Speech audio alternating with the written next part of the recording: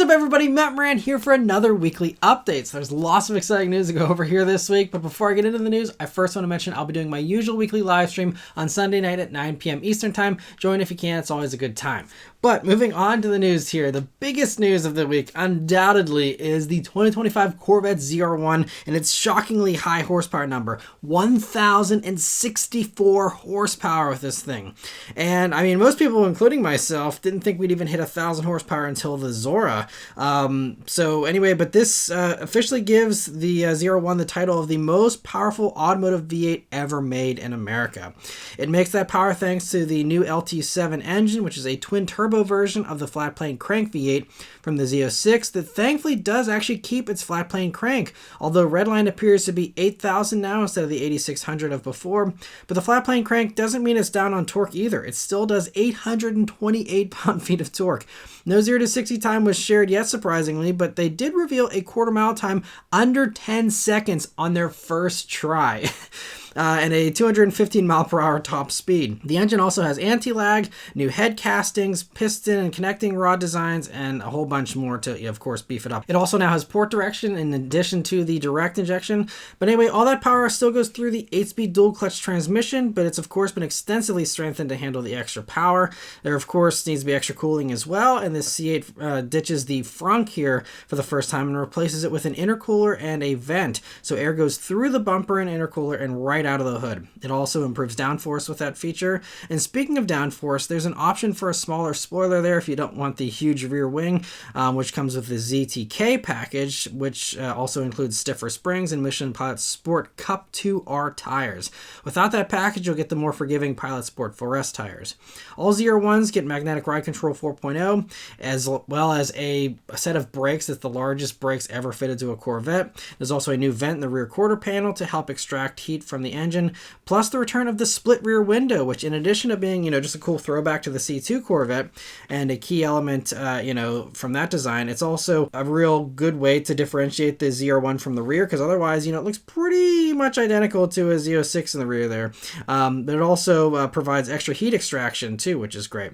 Dry weight is 3,670 pounds for the coupe and 3,758 pounds for the convertible. And it's also cool they're even offering it in a convertible, considering how hardcore it is. That weight figure likely includes the optional carbon fiber wheels, though, that drop unsprung mass by 42.8 pounds, but we'll have to wait to see what the final curb weight ends up being there. But anyway, yeah, so there's no pricing for it yet, but it'll be arriving at dealers next year. So even though this is a 2025 model year vehicle, it's going to come in the actual 2025 calendar year, it appears. So still, I mean, wow, what a car, what a surprise, and well done Chevrolet on one, keeping it under wraps until like a few hours before the reveal it leaked out the horsepower number. But outside of that, I mean, no one was expecting it to be this wild, and that is really, really impressive. In some much more slow performance car news, Honda has revealed the lightly refreshed 2025 Civic Si. Unfortunately, it gets no performance improvements. So at least it sounds like they were listening to customers a little bit in other ways with the reintroduction of heated seats, thankfully, which is an omission that a lot of people complained about with this current gen Si. You also now get the fully digital gauge cluster instead of the partially digital one from before. On the outside, it gets the 2025 Civic bumpers, but there's darker taillights and new wheels here. Under the skin, there's a surprisingly stiffer chassis with reinforcements to the B-pillar and rear door sills, which is most likely a reaction to the Civic scoring only an acceptable rating in the IHS's updated side crash test, and I guess they want to go for that Top Safety Pick Plus award. So I think that's why it's gotten stiffer maybe. They also retuned the shocks, and the auto rev matching now will do second to first rev matching now as well. Lastly, the screen gets Google built-in software now, like we've seen with some of the other new Hondas, and there's USB-C ports in the front, and the safety systems are also now smoother with their assistance. But with all these improvements, of course, the price goes up as well, but by less than $1,000 at least. So it's now starting at $31,045, including destination, and so anyway, cool to see that. And some other potentially affordable sporty car news here. Top Gear has talked with Nissan's Vice President of Global Product Strategy, who revealed that bringing back the Silvia is his dream. But it also seems like it's a dream that he's working towards actually making a reality at some point down the road, with the idea that he says of packaging it as a car with good enough power at the right price that customers find attractive. And while, you know, oftentimes it's easy to write off these kinds of dreams or rumors and things like that just because the business case is usually so terrible for these. They don't sell very many of any, affordable sporty two-doors anymore. But encouragingly, though, he says the chances are there, but in the end, it's a business, so I need to find ways to make this sort of proposal interesting to the company. And also said sometimes cars like this do struggle a bit because of the audience isn't that big, but it can work if we find the right idea that can be run everywhere in the world. There is a chance. It'll be a challenge, but it's my job to find ways to do stuff like this because I think it'll be great for customers and for the brand. And if I can put the right formula in place, we can make it work. So, I mean, it sounds like, you know, he's confident at least that they can actually get this greenlit for production. And I think also, again, it comes down to how quickly they can get this, launched. But if this comes out fairly soon, then, you know, Z will be starting to show its age a little bit. GTR will be gone, and there's a little more room there in the lineup as well. But especially if something is, you know, coming in under Z pricing, and we're hearing rumors of Celica coming back and, a next generation GR86 and stuff, you know, there's a potential here that, that whole segment could be alive and well with some new entries and stuff. So we'll have to wait and see. Keep our fingers crossed, but it sounds like, the guy who's running product planning here for Nissan wants to make this happen, which is about the best person, possible outside of the CEO to say they want a Silvia and actually, make it have a return. So anyway, very encouraging. Fingers crossed they make it happen. That'd be awesome. And so cool to hear that. And one previously affordable sports car that this week got a little less affordable was the 2025 Mustang with the announcement of its model year changes and pricing. So first, the biggest news here is that there is no more high performance package for the EcoBoost, like completely gone. So EcoBoost is strictly just rental car spec or just base, commuter stuff for people that, don't want anything sportier than a base, stock EcoBoost or are comfortable doing all their own mods. So that's really a shame. I just reviewed one a couple of weeks ago, and it was a fun vehicle outside of the 10-speed automatic that was super annoying. If it had a manual, I would have had a great time in it, and obviously you just have to be careful with the options, like I mentioned in the video, but if you kept the options, relatively restrained, they were, a pretty good value from a performance car standpoint. And now it's basically gone again, unless you want to do all your own mods. But, I'm hoping that there's a slight sliver of hope that potentially this is getting cleared out to make room for a special edition EcoBoost performance model, like an SVO return or something else, later this model year that just hasn't been announced yet. I don't know. That's just me being overly optimistic, I'm sure. They probably just figured anyone who wants a performance Mustang these days just goes for the V8 anyway, but, we'll have to see. The good news, though, on the EcoBoost side is that prices for those haven't gone up for 2025. They're identical to 2024.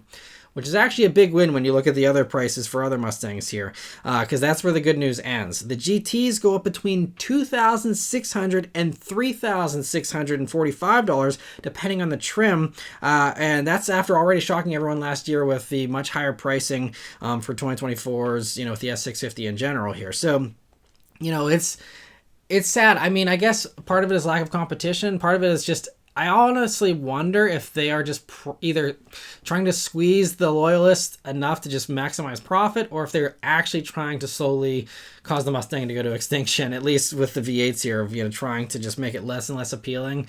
Because there's no changes for 2025 that merit any kind of price increase. And it's not even just the base prices that go up here, because they're also nickel and diming you more on all the options. So the Brembos are now $300 more expensive than last year. The active exhaust is $370 more expensive. And now even if you get the high equipment group on the premium, which is like the top package, which usually includes, basically everything, that package hasn't changed in price. So it costs as much as it did last year, but now you have to pay an extra $1,000 if you want the B&O stereo as well. That's a separate thing now. So effectively, if you want all the same stuff, that even alone is another $1,000 on top of, again, the pricing increase for getting into a premium GT as well. So realistically, if you want, like a performance pack GT with the Brembos, the active exhaust, and the B&O stereo, you add all that stuff up, you're basically looking at $5,000 more expensive, possibly. Dark Horse is the one that's even gone up the most. That's the one that goes up $3,645 for the price tag. But we're talking significantly higher pricing on a vehicle that was already, again, everyone pretty universally agrees was too expensive compared to the old ones.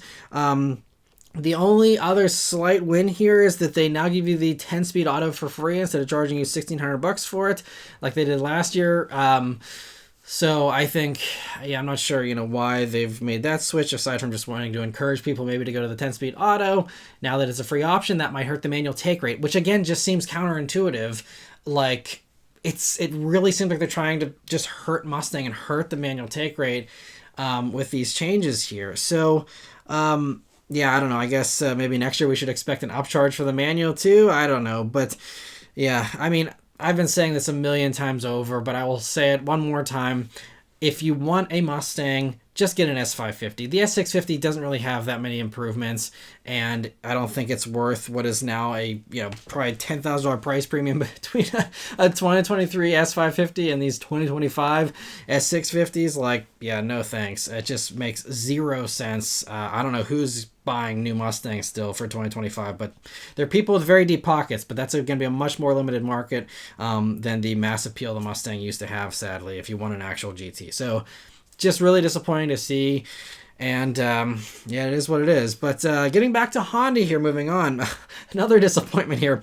They revealed the lightly refreshed 2025 Odyssey that barely looks any different, which already was, again, a pretty old vehicle. But they've changed the grille and the front and rear bumpers. And interestingly, they pointed out that the rear reflectors now are the same ones that they used on the NSX.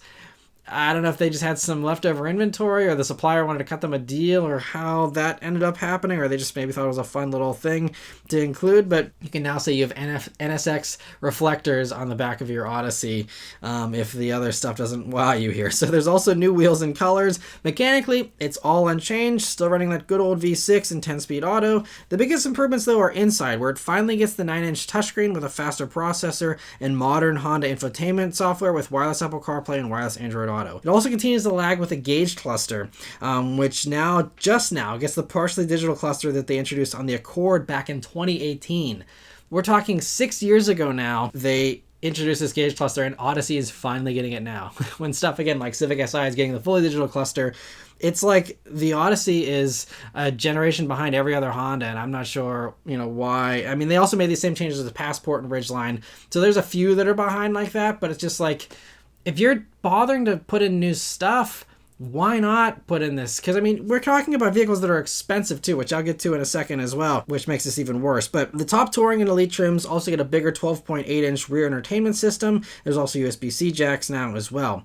But, again, going back to pricing, another odd move here. They've gotten rid of the cheapest EX trim, and now the new base trim is the EXL, which in and of itself just seems like a oxymoron, like, to have EXL be a base trim, like, that doesn't sound like a base trim. It's, I don't know. Anyway, that's also $610 more expensive than before, making the entry price for an Odyssey now $3,690 more expensive than last year. Now starting at $43,315, including destination.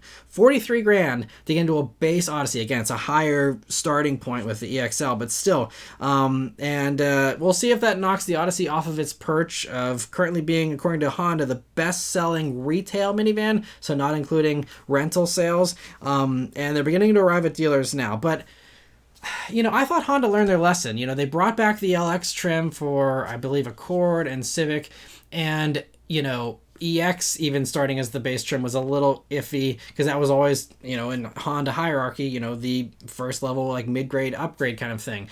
And now even EX isn't high enough. They're gonna get rid of that. It just makes zero sense. I know Honda in the past, when I've questioned them about getting rid of base models, they've said that that's apparently what customers wanted, but that was back in COVID times when people were just grabbing whatever they could because there were supply shortages. But now, I mean, repossessions are at, like, all-time highs, basically, at least in the past couple of decades here. And, you have everyone complaining about inflation, all these things. Why Honda thinks that getting rid of, these lower trims, especially on a family vehicle, families typically probably have less money to burn, to make them pay extra to go for all these bells and whistles they might not want.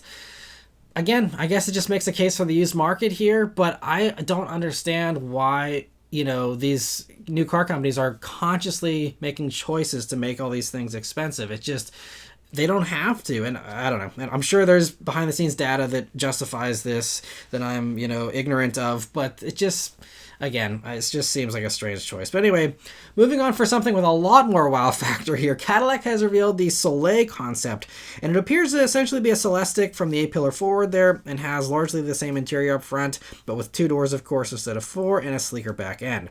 Even with those changes, though, the length and the wheelbase are identical, as is the Ultium platform, from the Celestiq there. It's painted in a color from Cadillac's 1957 option list called Manila Cream, which is cool and a beautiful color. And even on the interior there, I think it works pretty well. While Cadillac says this is just a concept for now, I think there's a pretty good chance this actually gets put into production, since it would be fairly easy to do, since the Celestiq is hand-built, and, it's priced at over $340,000 to start. So even a $50,000 to even $100,000 upcharge for the prestige of having a convertible version, it's a lot easier to do when you don't have to retool a factory or anything. You just, if you're hand building them, it's just new stampings and that's it. We will see, if they decide to produce it, but I'd say it's a pretty safe bet. And even GM's head of design said it would be an easy change as an expression of the Celestiq's platform. From at least what I heard, I think last year, they were pretty happy with the amount of demand and, sales of the Celestiq so far. I think it exceeded their expectations. So if they're happy with that, and they want to keep the program going and, have these high profit, things like this, I'm sure they'll be happy to build convertibles for a premium for those, as long as there's enough hand raisers, of course. But anyway, so interesting to see that. And we have a really big story from Stellantis here this week. They revealed that the CEO of Stellantis revealed that he's looking to get rid of unprofitable brands, which is a big switch from 2021 when Stellantis was formed, where he promised that all Stellantis brands would have 10 years to prove their worth.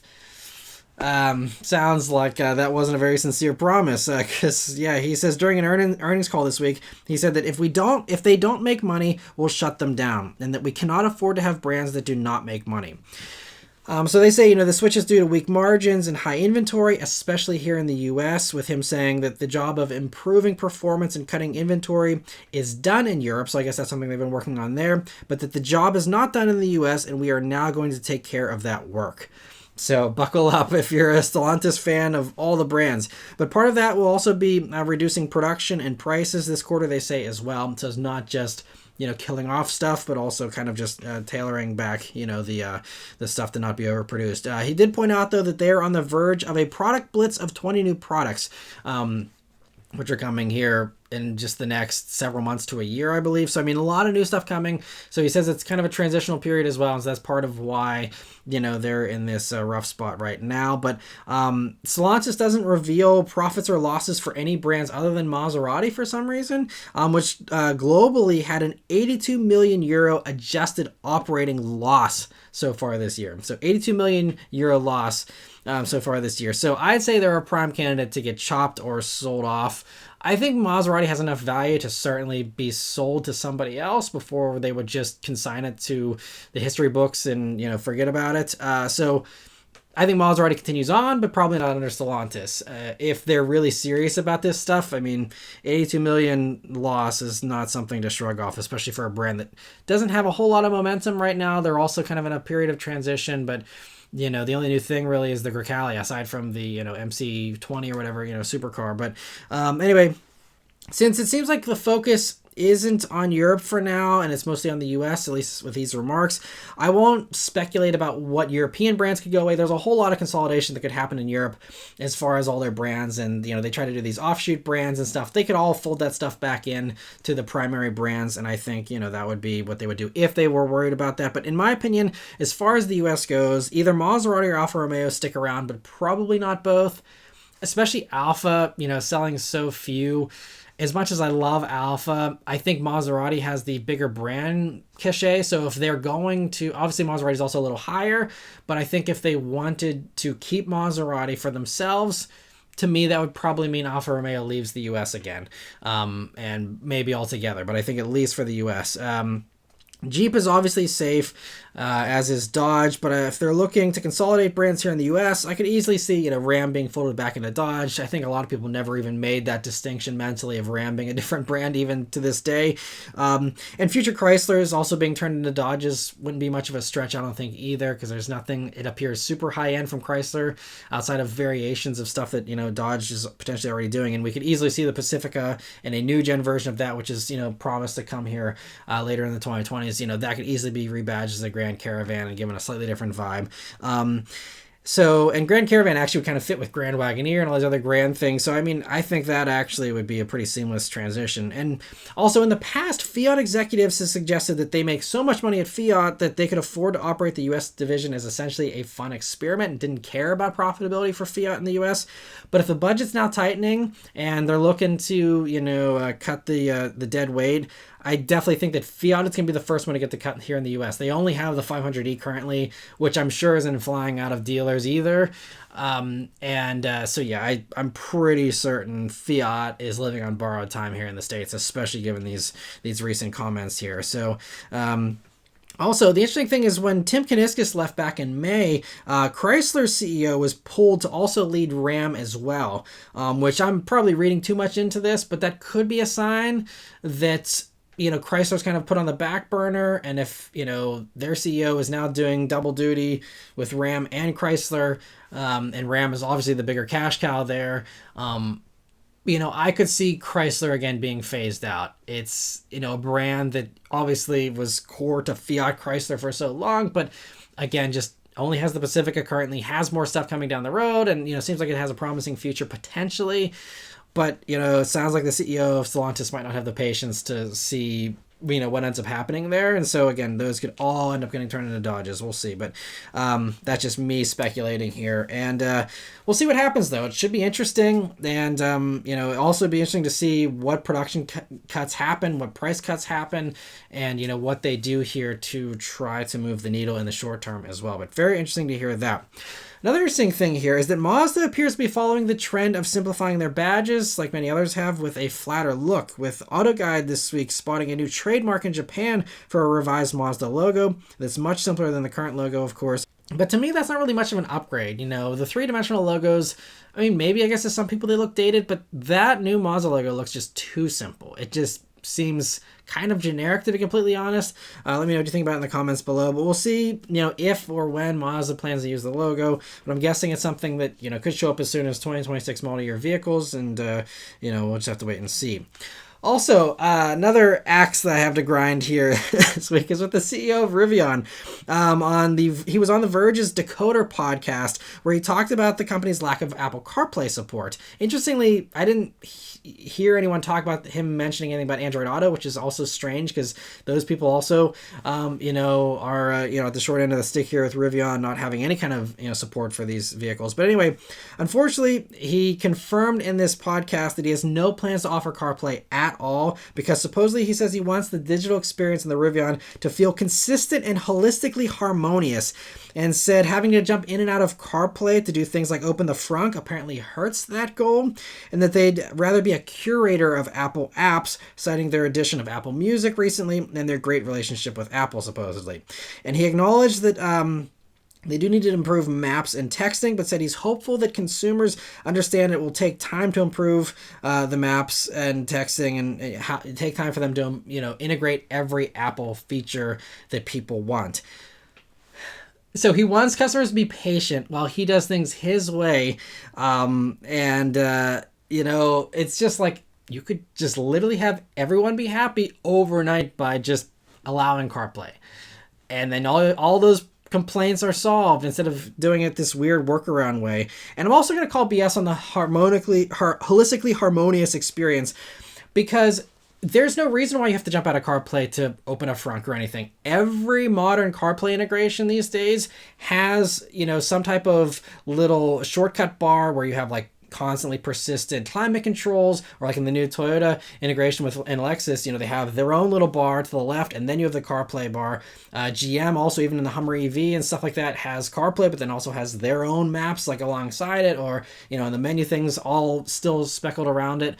So if Rivian wanted to do this, You don't have to make CarPlay full screen. You can still have a little bar there, have your front controls, whatever controls you think are part of the harmonious experience, have all that in that bottom toolbar there. Or crazy idea, maybe put a few buttons in the vehicle. But, you know, this just seems like a BS excuse in my opinion, because you can have the front button and CarPlay on the same screen at the same time, especially on a screen as massive as that Rivian's. So I don't know why companies just aren't honest about the fact that they just want the data and they want the control and they don't want to share that with Apple. And I mean, you know, I don't know enough about cybersecurity to take a stance one way or the other on that, but instead of trying to have all these excuses, just say we want the data. Same thing with GM. Like, just say you want the data, you want the control, and you know, that's just what they need to just be honest with people about, because you know, even if they want to have a harmonious experience, and same thing with GM saying, oh, we want to have you use our map routing software and all these kinds of things, even if that is truly what they believe, people just want CarPlay. So give them the option, even if it's the worst option, even if, you know, it's something you wouldn't recommend or whatever. Like, if people want it, if people want to choose that, give people that choice, that option to have a worse experience. If that's what they want, then, you know, who are you to say, oh, well, you know, it's the same thing as everyone forcing controllers on everyone, saying, oh, a controller is better than a touchscreen for so long, that everyone finally relented and gave into the touchscreen thing because it's just easier and more user-friendly for most people. It's the same thing here. It's companies, again, doing the same thing. We had CarPlay figured out. It was nice and easy, and everyone was on board, and now we're going back to the car companies trying to say that they know better about UI than tech companies do. And it just... Anyway, I won't go on much longer about that, but you know, it's just unfortunate because it's going to hurt Rivian sales still. And I mean, you know, like even with me and Beth, you know, we're excited about like the R3, the R2 seem really cool, but no, CarPlay is a deal breaker. And I know I think still a majority of buyers, or close to a majority, you know, something close to 50%, still insist on CarPlay for good reason, and Android Auto, and you don't get it in a Rivian, so knocks it out of the contention there. It's sad, but maybe someday they'll get desperate enough to improve sales that they finally cave. But anyway, Koenigsegg seems to understand how to follow customer demand, because they revealed on Top Gear Magazine's podcast recently that they won't be putting the wild twin-turbo 2-liter 3-cylinder engine called the Tiny Friendly Giant into the Gemera after all. And if you remember when that motor was announced a few years ago, it's got a crazy like torque tube and all these wild things with the transmission and stuff. It's really innovative and brilliant, and unfortunately, despite, you know, the engine combining with 3 electric motors to have 1,700 horsepower and 2,581 pound-feet of torque, no shortage of power, almost all Koenigsegg customers still wanted the 2,300 horsepower twin-turbo V8 instead. And I mean, I guess I can't blame them, obviously. Whenever you're talking about those kind of price tags and blank checks, you know, it's whatever, you know, you just want the best. And I'm sure, again, many of these people aren't interested in anything, you know, with a small engine. But yeah, so apparently the demand was so high for the V8 that Koenigsegg convinced the few people who did want the Tiny Friendly Giant engine to instead switch to the V8, just so they didn't have to, you know, tool up production for an engine that basically no one wanted. But it's just a bummer, because it's, you know, it's a creative new powertrain that's still super powerful, still super cool. And, you know, but again, if people want the old fashioned thing, you know, that's fine, you know, I guess. And, so yeah, Koenigsegg did say they will continue to work on the engine and the technology, and that maybe we'll see it in a Gemera someday, maybe a different edition of it, but they're only making 300 of these, so they don't have a ton of time to, you know, experiment and all that. So we'll have to see, but, anyway, very interesting to hear that. Another thing that's been indefinitely deferred, according to GM, is the electric Buick Electra E5. So it was supposed to debut here later this year after being on sale in China since 2023, but GM's earnings call this week revealed, the CEO Mary Barra revealed that the deferral was to ensure that GM has a balanced approach as the market develops. And on the same earnings call, she also did delay the start of the additional Silverado EV and Sierra EV production at the Orion factory. That was supposed to come online sometime in 2025. Now is not happening until 2026 for the same reason of not wanting to flood the market with EVs too quickly. Now, they are still building those at Factory Zero, and they said that they can, you know, expand that production and maximize that. But just they don't feel the need to add on this other factory until 2026. And I honestly think they might never add that on, because, again, how much of a market do you have for these big, expensive electric trucks? So I think, honestly, that's a smart move, just to, again, not overproduce and end up with a lightning, situation where you have too many of them and, struggle to get rid of them and all that kind of stuff. So, I mean, I think that's, makes sense. It makes a good amount of sense. And I mean, GM on their earnings call, they actually, unlike Ford, GM was actually nicely profitable here on this past quarter. So I think that they're, on the right track and doing things in a smart way. But with this Buick Electra E5 being built in China as well currently, there's a chance that they were just planning to build the US versions in China and ship them over. And now with the import tariff thing on Chinese EVs, that might have also played a factor into why this is indefinitely deferred. So, that might be just they're putting it on the back burner until they figure out, how to build it in North America. Maybe Buick in general is just in danger here in the States as well. I don't know. But I'm not sure why they won't use that Orion plant for maybe even like this Buick, for example, because that's going to be sitting idle till 2026 since it finished up building bolts back in 2023. And I don't believe there's anything going on there to have, especially a North American plant, with these EVs being so highly, sought after with, American production, to not have that plant be doing anything for the next 2 years or so just seems kind of crazy, unless the new bolt is closer than we think and maybe they'll swap that in there. But yeah, I don't know. And GM did, though, reiterate that they still plan to go all EV by 2035, which is, again, different than basically everybody else who's now like, well, we don't know, and stuff like, they're still saying that's the plan. But they also said that over the next few years, third-party forecasters now see the EV market grow steadily, but more slowly than it did over the last few years. As a result, we are adjusting our spending plans to make sure we're capital efficient and moving in lockstep with customers. And so that's great because, I think they can, still slow down a little bit, but still have that same goal and probably still get there, as well. So we'll see. But anyway, very interesting to hear that. One company that, potentially overproduced here and is now paying the price is Ford. And on their earnings call here this week, their CEO, Jim Farley, revealed a new emphasis on smaller cars, which is surprising considering they were so rah, like we're getting rid of cars and, all this. Because last month at the Aspen Ideas Festival, Jim Farley said that Americans are in love with these monster vehicles, and I love them too, but it's a major issue with the weight, and that we have to start to get back in love with smaller vehicles.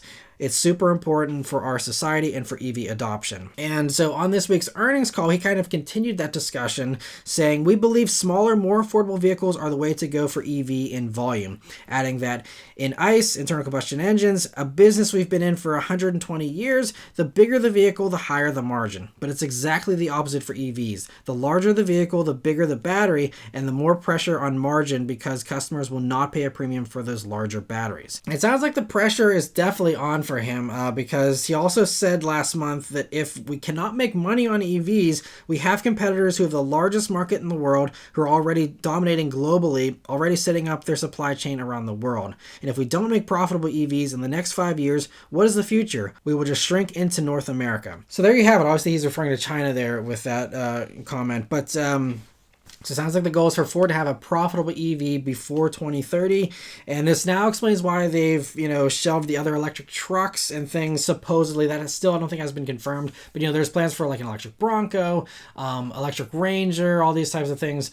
And that's all getting put on the back burner, I guess, because he's maybe just, trying to scale back the monsterness in the Ford lineup. Which, I mean, I don't disagree with him, and I think it'd be great to see people, fall in love with smaller vehicles, and you would think they would with, again, the prices of everything these days, but, again, it seems like there's no limits to the spending of American consumers somehow. But, so yeah, very interesting to hear that, and, Ford has said, I believe their goal is, like, 2026 to come out with their new small, like, $25,000 EV, hopefully be tested to the punch. And, I think GM's also, working on that as well with the Bolt and stuff. So we'll see, how it goes for Ford here. And we'll see if they actually have the bravery to bring back a sedan or if this new little Ford is, some type of fake crossover or something. We'll have to see. But anyway, interesting to hear that. Porsche has also scaled back their EV plans here, announcing this week, potentially, that they're going from an original goal of 80% of sales being EVs by 2030 to now saying they can still hit that target, but that it's now dependent on customer demand and the development of electromobility, saying that the transition to electric cars is taking longer than we thought 5 years ago. which, I mean, I guess all these companies run car companies. They don't really know much about tech industries, but like it still blows my mind that all these companies like couldn't envision this having the same kind of product life as an electronic device where you have early adopters and then it's a harder, hill to climb to convince the normal people to, go for the new tech. And we see this with cell phones, we see this with, VR headsets, all these various things where, it just takes time after all the initial hype dies down. But anyway, yeah, so Porsche's figuring this out now as well. And, they also, though, again, said that they can still hit that original goal if consumers support it and if, the technology does as well. But Porsche emphasized also the importance of their double strategy of tailoring their EV rollout for the market they're selling it in, saying demand is far ahead of expectations actually in China. So they can't build enough EVs for China, but slower in Europe and the US. And so, it's just, again, encouraging that they're not giving up hope on their goals, unlike others. They're just being realistic about it. But along with this, they also confirmed that the next-gen Cayenne will still be offered as an EV only. So that is also commendable. They're still sticking to their guns. Cayenne, if you want the next gen version, you got to go for the EV, same as Macan. But this current Cayenne, unlike Macan, will be sticking around and getting another refresh later this decade and could live on beyond 2030, they say. And the same thing applies. They insisted that the 4-liter twin-turbo V8 will also stick around. They will continue to make it, make revisions to it to allow it to pass the regulations that are coming later in the 2020s and all that. They want to keep that around as well. And that they say that will be one of 3 powertrains for the Cayenne worldwide. So most likely, again, if you're going to want that V8 twin turbo, you're going to probably have to get it with a plug-in hybrid, eventually. But it's, cool. They are committed to keeping that around, though. And as for that electric Cayenne, we should get a reveal here fairly soon, sometime maybe later this year. And Porsche has teased it with some spy shots, which show a vehicle with similar styling there to the Macan Electric. But anyway, very interesting to hear that. Cool that they're kind of sticking to their guns, but they're, also flexible as well. And hopefully it all works out for Porsche. But another thing that's not progressing as quickly as planned is Tesla's robotaxi. And Elon Musk announced that the reveal will now happen on October 10th, which is about 2 months delayed from when it originally was planned. They also are saying that it's going to enable them to show a couple of other things at this event, and the delay is also due to an important design change to the front, and that moving it back a few months allowed us to improve the robotaxi as well as add in a couple of things for the product unveil. And so according to Musk, he says that it's possible that they could do an unsupervised ride by the end of this year or sometime in 2025 for this, but added the caveat that he is often overly optimistic with his predictions. So, we will see. Again, I'm skeptical. We saw the Tesla Roadster, what was that, 2019? Here we are 5 years later and there's nothing. So even if they show this off in October and they stick to that date, is it going to be another 5 years before this thing actually hits the streets? We'll have to wait and see how their full self-driving technology develops and all that. But anyway, interesting to get that little update.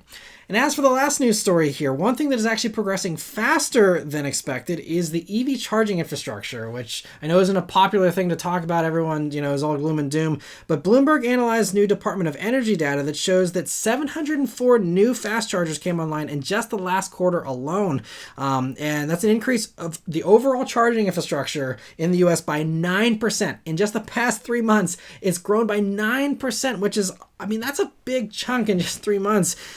Again, when everyone says there's not enough chargers, there's tons of them now, with the total number being almost 9,000 chargers total now.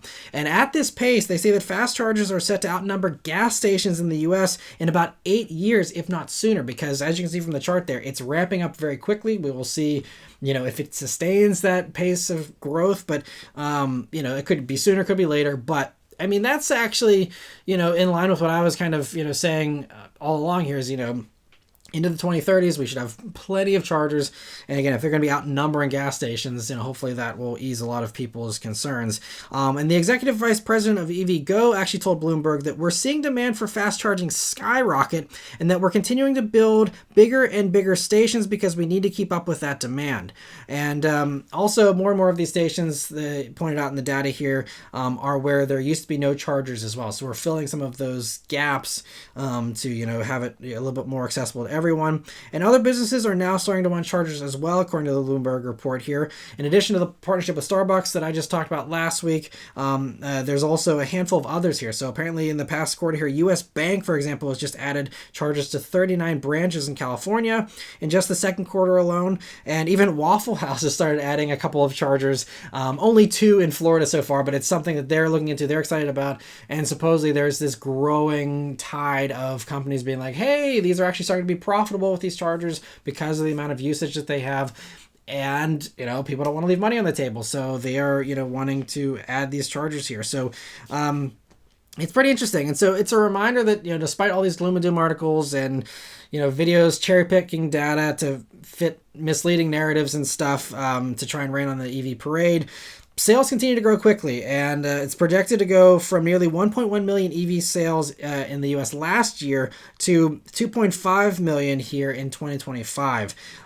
So, I mean, that's a lot of cars that need charging, and businesses are someone's going to make money off of it. And so I think these businesses are starting to hop on board there. And so that's great to see. I've always said having the chargers at food places and drink places makes a ton of sense and would really help drive extra business to those places. And now if, the charging also makes sense and all that, then, I can see this being a really nice extra money adder for a lot of these, different businesses. So anyway, cool to hear that, and good to get a refreshing, I guess new take on this stuff after all of the, constant bombarding of this negative narrative. But lastly, I want to thank all of you that are members of the Maran Motoring Club. So we did have a few new members here that were able to join, thanks to the very generous gifting done by Kyle and Truck and Car Guy in the last live stream that enabled a bunch of new people to become members here. But huge thanks to both of you for your continued support and, for just your generosity. Again, so many people that continue to be able to stay members, and again, these new members that all, get that better experience in the live streams and elsewhere thanks to your support. So thank you to both of you.